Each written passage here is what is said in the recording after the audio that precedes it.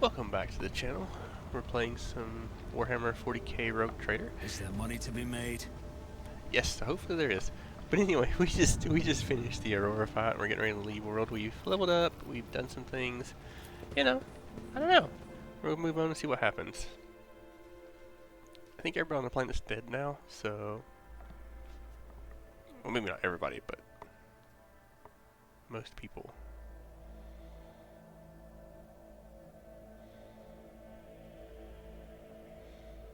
Guess we'll probably travel to another area now, maybe?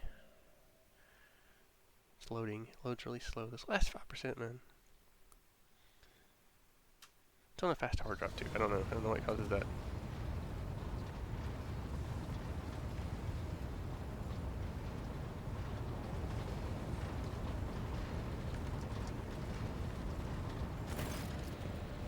Fox Smasher Big Dust. Thanks be to the Emperor, you are alive, your lordship. We are most gratified by your return, and their crew is full of zeal to carry your orders you may have.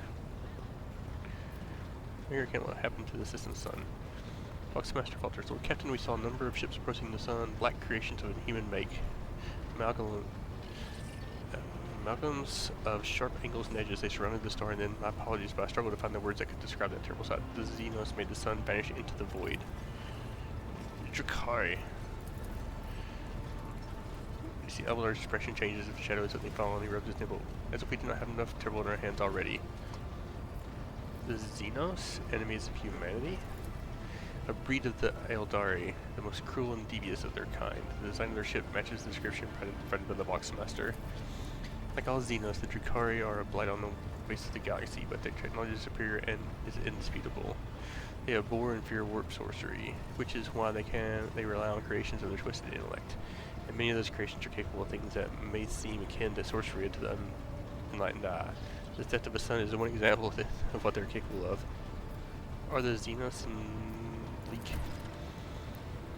We can rule out that possibility. Drakari would never ally themselves with the arch enemy's worshippers. If I had to name one thing that humanity and the Xenos have in common, it would be shared loathing for warp corruption. I don't know. The situation calls for immediate action, Makari. Oh, Malachi. We can continue this conversation later if you wish, but right now, I believe you have. I should assume command. The Navigator's Sanctum is no longer empty, but the warp engine is still refusing to obey the engine seers. Without it, we cannot perform a warp jump. Pascal voices buzzes eventually from the box. It may be angry, or perhaps it is lamenting the injuries it has suffered. I will immediately initiate preparations for repair service. The Omnissiah grants me comprehension. I will appease the machine so this missile. Our auger operators are reporting numerous uprisings and other manifestations of the archenemy's power at various locations on the planet. Based on the fragments of communication picked up by our Vox operators, there is practically no resistance being offered by the governor's forces. Millions of people are converting to the blasphemous final dawn cult en masse and assembling in prayer circles. Any hope of retaking? I fear that the Raccoon Minoris is lost. The situation is deteriorating by the minute. We must leave the system as soon as possible. However, there are still people on the planet who have not succumbed to heresy and who are worthy of rescue. Besides a small number of our own shuttles, we have shuttles salvaged from the starport. Dark Eyes, the sister of Battle Flash. We must save as many as we can. This is all happened for a reason. Saint Argenta, whose name I carry with reverence and trepidation, is famed for saving the people of a dying world through the power of prayer. God Emperor himself sent a star from the heavens that lifted the saint and her followers up to the sky from the corruption and death. We must do as she did. Direct our efforts towards saving all those people at this moment who look to the heavens in hope of salvation. The lives of the peasants are of little value. Our prime objective is to save the Holy Relic, the miraculous fusion reactor, and the electro priests who guard and tend it. Can we do both? Remember, when we spend in proximity to the dying world, we are putting ourselves at risk for your life. Lord Captain is more valuable than all of Raccoon Minoris. The Von Valencius dynasty cannot be allowed to perish, and so lamentable as it is, we must rule out the idea of any evacuation. The world is doomed, and this happens along with it. The disappearance of the star would be the final nudge toward death. The finale, the cult of the Final Dawn's plans. I once witnessed a similar event, a world that had surrendered to the servants of the archenemy and permitted corruption to enter too deep. At this moment, millions of people are bowing down to those who promised them salvation, and they are willingly giving over their souls to chaos. A sacrifice great enough to bring forth a daemon world. Our only hope of stopping this process is retreat to a safe distance from the planet and conduct targeted bombing of Electro Priest Monastery. If we blow up the reactor, a thermonuclear reaction will follow. The world's oxygen will evaporate, killing off the entire biosphere. In doing so, we will save millions of souls from a fate far worse than death, and we will save record minorities from becoming the arch enemy. Whatever fate you choose for this world, I urge you to make haste, Lord Captain. The planet is burning in raging flashes of crimson and purple. I can see even from orbit. As do I see the storm already upon us. With every moment we waste, it grows even more difficult and perilous to steer the ship to the warp's turbulent currents.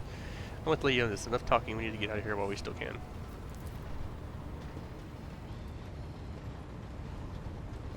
Something lurking in the depths of your consciousness bristles with the passing thought of saving people. A spike of horror you feel takes your breath away. As if your planet is still the prey of a mighty predator. The planet already warped in its thread, stretching from the warp. It deserves to have a new master. Why can we not try to evacuate someone? Which of the planet's inhabitants? Set off that course.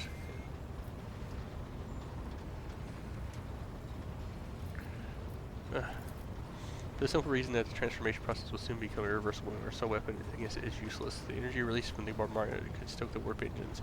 I have never witnessed the aftermath of bombing a demon orb before, but there's enough evidence of such attempts for me to say with confidence that you would not want to see it.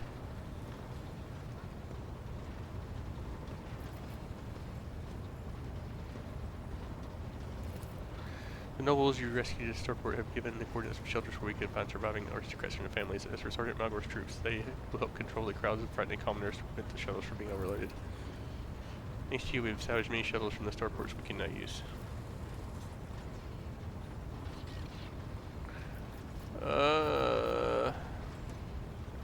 Wow. Huh.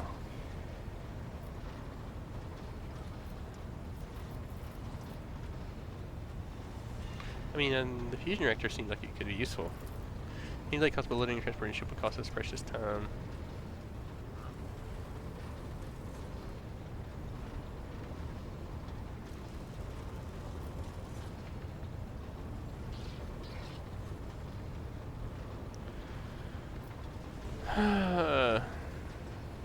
Alright, let's just do it. No choice.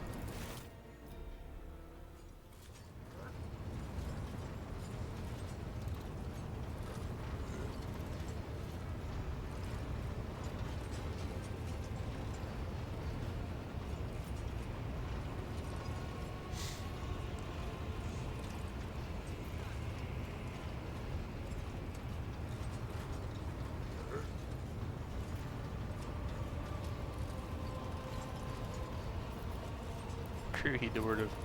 Thank you, Your Worship, you are right. Take comrades' heed to my instruction. Omnissiah's work at Turkey is sink. Admirably done, Pascal. The Omnissiah guides me.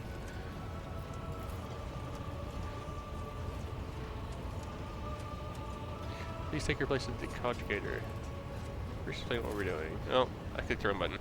Huge machine in front of you, addition lumens, blinking lights, and endless rush of symbols.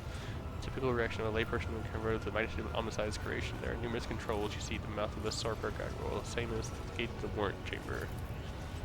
Pascal's voice becomes imbued with a perilous force. The servant of the machine god, complete my command. Appalax, please prepare the incense instrumentation for the machine spirit propagation. Senior technomads reset the prayer to generate current data report operations. We've marked up with the campanological protocol. Messiah rejoice. I must inform you that for the purpose of safety, complete reassembly of the warp section and updating of its data Smith blessings are required. It is not done, then launch the volumes of accurate calculation errors could result in destruction of the data crypts, but we do not have 100 hours at our disposal. We must submit this procedure. Minor deviation from their operation for the sake of appeasing the spirit. What must we do? Place your hands inside the throat of the Cognigator Guardian, the Cyber Gargoyle, which has been assigned to guard the forbidden data crypts. The dynastic blood extracted from your veins will serve as the key to the data core where the machine spirit dwells. To it will offer our prayers that we must bypass this protective protocol for defective connections and launch the warp sextant. The laws of the Omnissiah know no exceptions, and in this ritual will remain at your side to placate the wrathful machine spirit in whose abode we will be retreating. Follow my turkeys, Lord Captain, we will be receiving his blessing. Your metal jaws clamp on your hand, breaking the delicate corporal sheath and releasing warm liquid into the skull. At the same moment, the image of the bid screen for you changes. Connecting. The sound of your voice, the conjugator's servant, whose bronze brown skeleton is built into the conjugator's housing centers with a discreet skull restored to you and stops that in that position. Benevolent code, a voice receptor, vasculitis, and harmonic sound signals in silent for several seconds. I hypothesize that the defect is located in the analyzer block. I register reaction to the signal, but no processed response. A temporary override is permissible. The Magos intently studies the vid screen. The shell that was created on a forge world unknown to me, initiating standard invocation of the machine spirit. Pascal leans over the adjacent instrument panel and sets his hands on the controls. At the same time, a quiet stream of machine code begins pouring forth from his box. What should I do now? Lord Captain, I'm now asking you to address the machine spirit. Seek the following command. By my authority, I revoke the invulnerability protocol of the warp engine. The voice receptor will receive the vocal entry. Without the sanction, the machine spirit will not accept the data from the warp sextant. One of the conjugator vid screen turns red. Vascal sees this and raises his hand, signaling the rest of the tech priest, and withdraws a connector from his sleeve and connects to the machine. The servants of Omnissiah now like to offer to cleanse data crypts for the machine spirit so that he may be filled with their true and calibrated data. May the Omnissiah have mercy on our souls. In meek solemnity, the Necklace offer up the cleansed data crypts, the warp engine, one after another, repeating prayers of exaltation. After anointing the contracts with sacred unguents, Pascal inserts them in conjugator slots. Your head begins to spin from the holy censers, foul-smelling clouds of smoke, and your pulse of blood and turbogun oil continues to drink from you, and the world swims before your eyes. Let the mechanism awaken in renewed purity. Pascal enters a sequence of commands and raises his head, pushing the vid screen. Suddenly he stops it. No. Here's flag over the commander and entering the command, which command is Megadendrites clicking their pincers, pulling after lever after another. The screen's filled with strings of symbols, completely incomprehensible to you, but clearly conveying something to the Magos.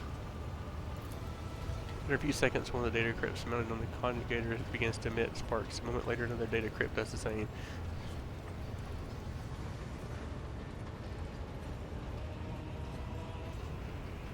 After a few seconds, one of the data crypts mounted on the conjugator begins to emit sparks. A moment later, another data crypt does the same. The next burst into flames and gives off. It also lays smoke around you. The Omnissiah servants break off from their prayers, and someone bursts into frantic bleeding. Pascal more figures out the massive errors in the warp section's calculation of destroying the data repositories. The offering did not appease the ship spirit. The warp engine cannot be filled with the motive force. We are trapped. A moment later, the Magos continues uncertainly. Perhaps an alternative horizon protocol, an emergency launch of the original coils. The priest bent over the conjugator, but something in his pose and movements reveals his desperation. While other bits feel treated with more and more strings of symbols, the monitor in front of you blinks and static image changes. Pascal is too engrossed in ritual to notice. Pascal turns to you, flickered and visor, betraying his anxious state. Lord Captain, he stops short. He sees that his short transmission from the data core, most likely the residual cognitive functions of a billion servitors. Omnissiah shield us from the machine ghosts. Conjugator servant creaks quietly in his joints. The sound is drowned out by harmonic hymns and the tapping of command runes. Injury. Rescue. Query. Rescue. Yes, machine spirit.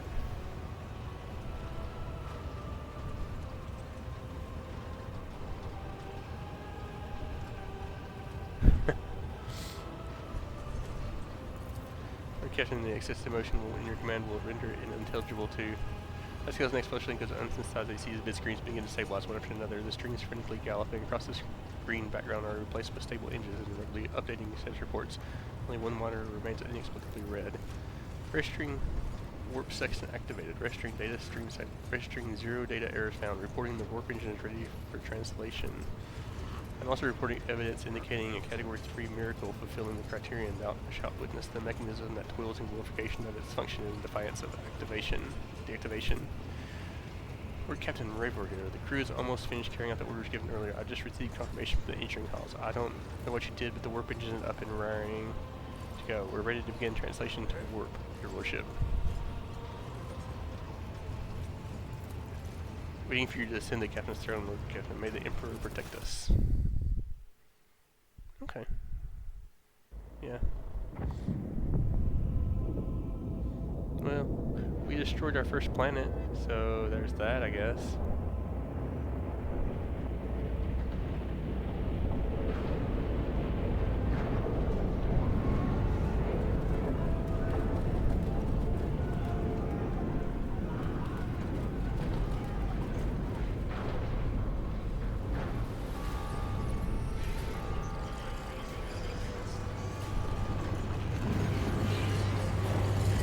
So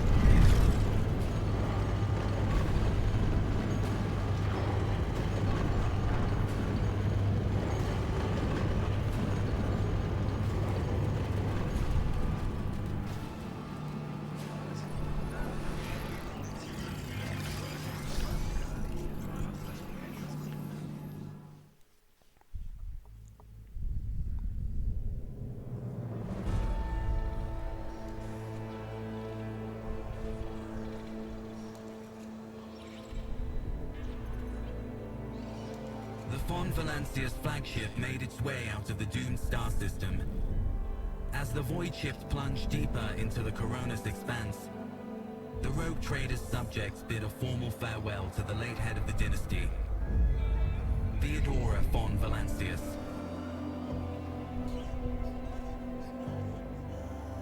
Having paid their last respects, the crew gathered their strength and braced themselves for whatever was to come next.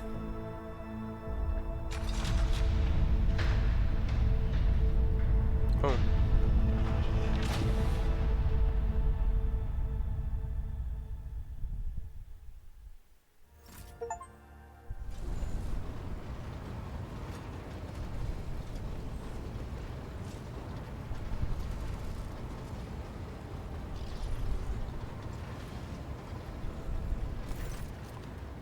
Flux Master Victus, Lord Captain, allow me to report. Our journey through the warp is coming to an end. Lady Navigator or Sileo informs me that we have reached the point where we can translate to real space in the Furibunda system. Lady Navigator and her pilots are awaiting your permission to begin the process. The Furibunda system known as Footfall, the only Imperium outpost with a functioning warp in the Koronus Expanse. The tech priests are begging you to have mercy on the machine worn down by the warp and to allow the service that almost had an inspecting hill of voidships wounded in the dock.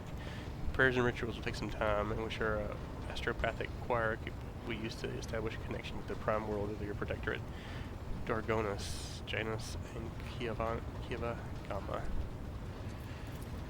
Master Zachary Wise has recovered an invitation previously adrift in the Imperium. The Leech of Footfall has humbly requested an audience with the rogue trader of the Von Valancius dynasty. According to Master Zachary, the message was tinted with the shades of pleading. I quote, apparently the Liege is anxious to meet as soon as possible. Footfall, the place where filth and sanctity go hand in hand. Reverend Hieronymus Delarusso was likely expecting a visit from me. Imagine he'll be interested in talking to you as well, Malachi. I'll be leaving your void ship when we arrive in Footfall. Once that is done, consider the Lord Inquisitor's task complete. What? Your Lordship, young Yvain Winterscale has asked me to convey his gratitude for your hospitality and for saving him from certain death. Not wishing to outstay his welcome, he plans to disembark on Footfall. Lord Yvain swears he will not forget his debt to you. I hereby inform the rogue trader that during our comprehensive system inspection right, the unit discovered data clusters within the captain's conjugator that concealed from prying eyes by means of personal cipher and the sacrament of hermetic authorization. Unit Malachi von Valancius has been added to the access list and assigned the Identity Keeper 2. The unit can access data from the captain's conjugator provided that he possesses the encryption key. Are you leaving us? Thanks. The difference between the Lord Inquisitor and your predecessor was that I be transported to Footfall and no further. I dare not take advantage of your generosity and patience for more than I already have. You're a skilled fighter. I could use people like you. What to say we extend your stay in my retinue? Thank you for your offer, but I must decline. I fear my duty on the Golden Throne comes before all else.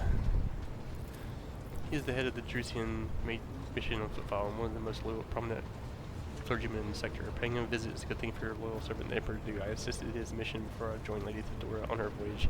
I needed his blessing to accompany the new rogue trader for the blonde witch's daughter.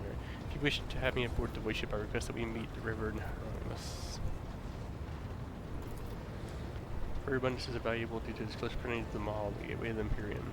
The system is mostly known as Footfall, the main base for merchants, privateers, and rogue traders traversing the Koronus Expanse. Additionally, the star itself is awarded by the Densus Mechanica States, which is off limits to outsiders. Alter Templum Calixus X17. I have the honor of tending to the shrine for a few thousand cycles. I suggest you abstain from visiting it, as most tech comrades at the station are engaged in meditative calculations and should not be interrupted. It is the largest port and trading city of the Koronus Expanse. The dockyard which was inspecting the part of the voidship. It boasts its own astropathic choir. Automation, pirate hideouts, smuggler caches, and force belonging to dozen gangs, groups, and factions. In the Koronus Expanse, the Imperium relies on this as its outpost. The fringes of humanity and its domain resemble the central worlds, but so long as Footfall serves the God Emperor as far as it can, it will be considered the citadel for the Imperium. Although I've heard that the Tycid scenes are underwhelming to say the least. Due to Footfall's remoteness, it has developed its own rules and customs. Many of the goods that can be procured there would be considered heresy in the heart of the Imperium, enough to warrant summary execution. Moreover, Footfall is the domain of the rogue traders who transcend certain Imperial laws by virtue of warrant they bear. Vladimir Tokara is a peculiar young man. Consider your upcoming conversation is baptism in fire and Footfall's political arena. Such things are not spoken out loud, but Liege Tokara is the appointee of the Casablanca mission, largest robber baron crime syndicate in Calixus, this sector. They specialize in coal trade, the buying and selling of all kinds of Xenos rubbish. Footfall was pretty sure about Liege, who did business with several criminal factions at once, but he suffered an accident. Reins of power were picked up by Vladimir Tokara, whose appointment benefits not only the Casablanca, but also their most powerful ally in the Koronus Expanse, rogue trader Caligula's Winterscale. Vladimir is a slippery yet very cautious fellow. He does not usually beat around the bush and does not play mind games. Perhaps more importantly, he is no fool. Fools do not rise as high in the Casablancan hierarchy.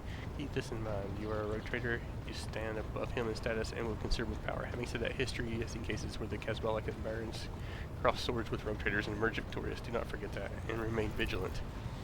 The Casablanca vile tech thieves. Not you personally. He wishes to meet the rogue trader of the Von Vincent dynasty. Tokara does not know about Lady Theodora's death and is simply seeking audience with the powers that be. My gut is telling me that something must be very wrong with Footfall if our astropath managed to read such a strong emotion in such an anodyne message. We have no information, Lord Captain. The broadcast from the Footfall astropathic choir was the only missive Master Zachary has received lately. Alright. We're going to come out of... Victus begins issuing instructions. The mastership appears to change with her every word. The bridge is set in motion as hundreds of people start to prepare for a shift from real space. A measured chanting fills the corridors to safeguard the vessel and its crew. Victus turns to you. One more thing, Lord Captain. No one on the station knows about Lady Theodora's demise and you inheriting the title. Liege Tokara will be informed. It is required so that we can use the dock, and besides, he is expecting a personal audience with the rogue trader. He will not meet with an unknown person of unclear standing. However, there's still the matter of announcing your arrival. You can either arrive on the station with a proper pomp and ceremony, or choose to visit incognito. I mean, tell me how these show you. According to Footfall's and written laws, rogue traders enjoy special privileges that exceed even the power of the Liege. However, they may choose to exercise those privileges in certain circumstances. Arriving incognito will give you more room to maneuver, while an official visit will allow you to directly intervene in local affairs. I shall explain if you don't mind. According to the unwritten rule, every rogue trader riding at the station has the right to veto any Liege's decision, but there's a catch. The Koronus Expanse is home to several influential rogue trader dynasties, and Footfall is where their interests intersect. Of course, it does not prevent certain persons, namely Caligula's Winterscale, from subtly pulling the strings of Footfall. If you as a new rogue trader start your career with an official landing and a parade in your honor, the other dynasties may see this gesture as a newcomer challenging their spheres of influence. I do not see that as a bad thing necessarily. Old man Winterscale may take a slight offense. Chorda will be put on her guard, but she may have risen to prominence, and most people in the Koronus Expanse may have not even heard about Lady Theodora's departure yet. It must be made clear that the banner of Von Valencia soars as high as ever. If I may, I would recommend arriving incognito. You're leaving. You're leaving. But you'll have plenty of opportunities to savor the sweetness and burden of power. But right now is the last time you can take refuge in obscurity. This way your rival may not draw as much attention, and the people will treat you as a person and not the almighty sovereign anointed by the Emperor. Could turn some situations to your advantages. Okay, let's just do it. It'll be done, Lord Captain. Victus Fount. What's your gracious permission? I return to my duties. Alright. I think we finally came to a pause point here. A lot of the story message there. Did I make the right decisions? I don't know. We'll see. But right now,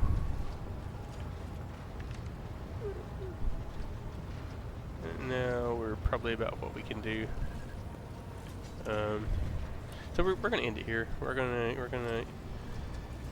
end it here, and we'll bring this up on Footfall, I guess. So appreciate you joining us, and we'll see you next time.